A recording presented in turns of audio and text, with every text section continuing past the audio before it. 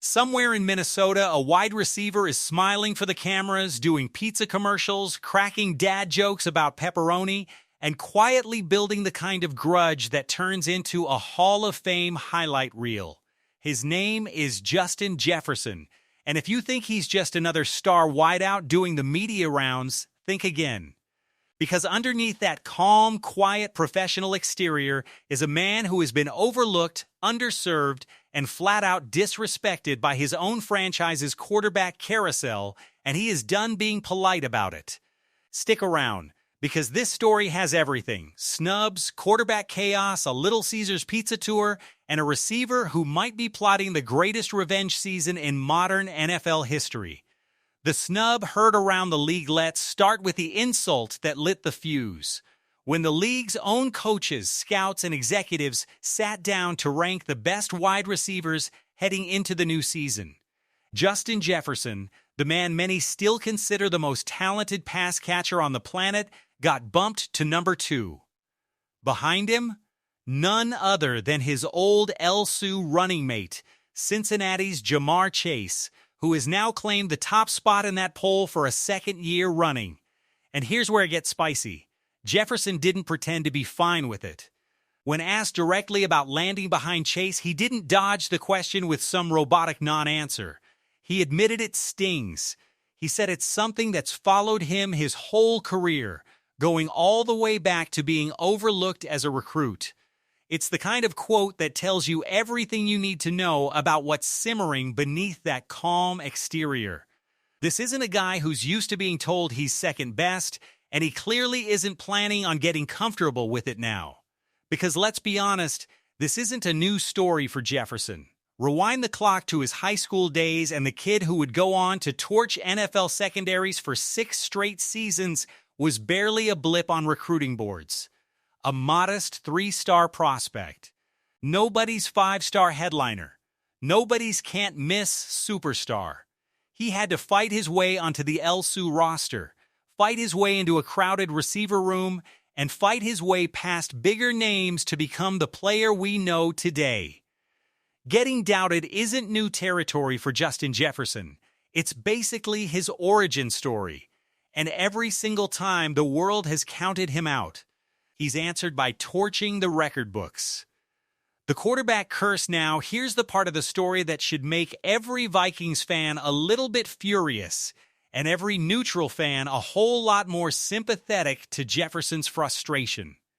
Since the moment he stepped into the NFL in 2020, Jefferson has never, not once, had a true, stable, top-tier quarterback throwing him the football for a full, healthy, drama-free season. Think about that for a second. This is a receiver who has racked up more receiving yards through his first 6 seasons than any player in NFL history. More than Ja'Marr Chase. More than anyone. And he's done it while catching passes from an ever-rotating cast that has included an aging, oft-doubted Kirk Cousins, a torn ankle injury year that wiped out most of a season, a surprise renaissance with journeyman Sam Darnold, and most recently, a young, injury-prone J.J. McCarthy who barely got real practice reps with Jefferson before the game started counting. Picture trying to build chemistry with your franchise quarterback, the guy who's supposed to be your partner for the next decade, and instead you get a training camp injury that wipes out your reps together. Then the season starts, and your quarterback is banged up not once, not twice, but multiple times throughout the year. That was Jefferson's reality. And the result? His least productive statistical season since he entered the league. Still enough to crack the 1,000-yard mark for a 6th consecutive year, a ridiculous feat almost nobody in league history has managed. But by his own sky-high standard, it was a downgrade. And it became something close to a running joke among fans and analysts. Just force-feed Jefferson the football so he can hit 1,000 yards no matter how ugly the offense looks around him. Let that sink in. A receiver widely regarded as one of the most talented to ever play the position has spent his entire career waiting for stability at the one position that determines whether or not he ever gets his hands on a signature season, a signature playoff run, a signature ring. And through all of it, the coaching changes, the quarterback chaos, the missed reps, the benchings, the injuries, Jefferson has not thrown a... He has been, by every account, the consummate professional. But make no mistake, professionalism is not the same thing as contentment. And here's another layer to this story that often gets lost in the fantasy football noise. Jefferson doesn't just face tough coverage, he faces coordinated, premeditated, every single week warfare from opposing defenses. We're talking about a receiver who gets doubled or bracketed on what feels like nearly every snap he plays. Defensive coordinators build entire game plans around making sure Jefferson never sees a fair fight. Some weeks, he might get 3 or 4 snaps total where he's matched up one-on-one with a single cornerback, and that's it. That's his window. Think about how absurd that is. Casual fans look at a stat sheet, compare Jefferson's raw numbers to some of these other big-name receivers around the league, and conclude he's fallen off. What they're not accounting for is that Jefferson has become such a manufactured threat that defenses are willing to sacrifice numerical advantages everywhere else on the field just to make sure he doesn't beat them single-handedly. That's not decline. That's respect weaponized against him. And here's the twist that should terrify opposing defensive coordinators heading into this season. The Vikings finally appear ready to build an offense that punishes teams for doubling Jefferson. A more committed run game, more play-action opportunities off of it, and a receiving core around him filled with capable complementary targets that becomes downright dangerous the moment a defense commits extra bodies to shutting down number 18. It sets up the exact kind of no-win situation defensive coordinators dread: leave Jefferson singled up and get shredded, or double him and get picked apart by everybody else. Pick your poison. There is no clean answer. The rivalry that never really ended. You can't tell this story without talking about the other guy in the picture, Ja'Marr Chase. These two have been linked since their days lining up together at LSU, fighting for targets from the same college quarterback who would go on to become an NFL MVP himself. Back then, they were teammates.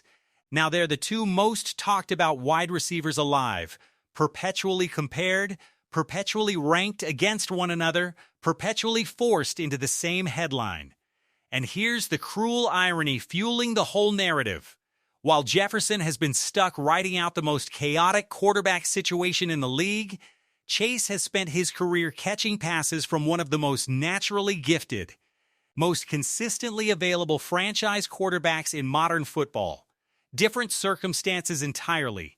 One receiver has had stability and a superstar arm delivering him the football on time, every time.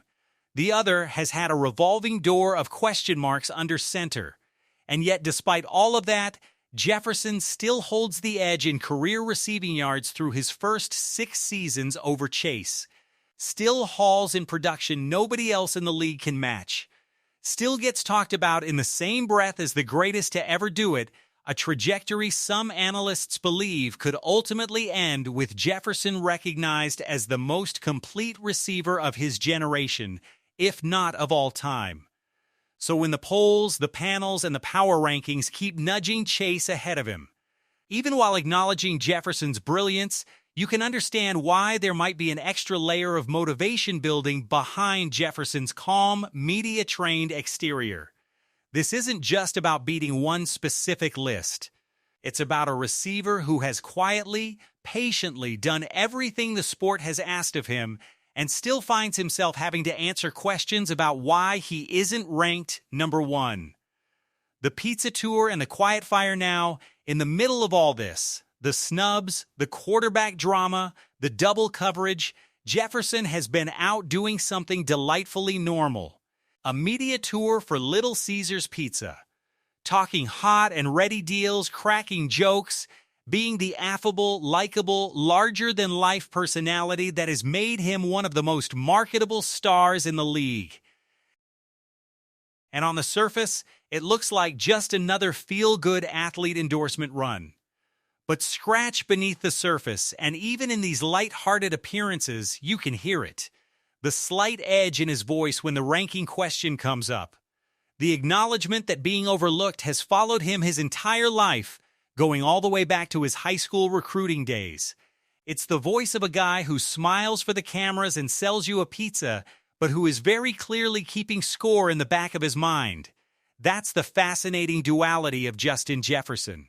Publicly, he is the quiet professional, never one to trash talk his own front office, never one to demand a trade, never one to throw his quarterback under the bus even when the quarterback situation has arguably cost him individual accolades and team success for years running. Privately, there is a fire. A controlled, disciplined, dangerous fire. The kind that doesn't erupt in outbursts but instead channels itself into 40-yard comebacks on third down, into breaking ankles at the top of a route, into staring down a defender who dares to celebrate breaking up one of his passes. The vengeance season is coming, so where does this all leave us heading into the new season? A receiver ranked second behind his old LSU rival, but with every reason to believe he can flip that ranking with a big enough year. A receiver who has never had a real chance to play with a stable, healthy, in-sync quarterback for a full season, but who might finally be getting closer to that reality. A receiver who has quietly stacked up historic numbers in spite of circumstances that would have derailed a lesser talent completely. And here's the thing about talent like Jefferson's: eventually, the story writes itself. Either the Vikings finally solve their quarterback puzzle, unlock a full season of Jefferson getting live reps with a signal caller who can actually deliver the ball on time, and the league watches him reclaim that number one spot everybody already secretly believes he deserves. Or the frustration of year after year of quarterback instability might look like if the Vikings can't build a real contender around him. Either path makes for an electric storyline. Either path should have opposing defense. Rank Justin Jefferson second all you want, doubt him all you want, double team him on every single snap all you want, but sooner or later that quiet fire boils over and somebody's defense pays the price for it.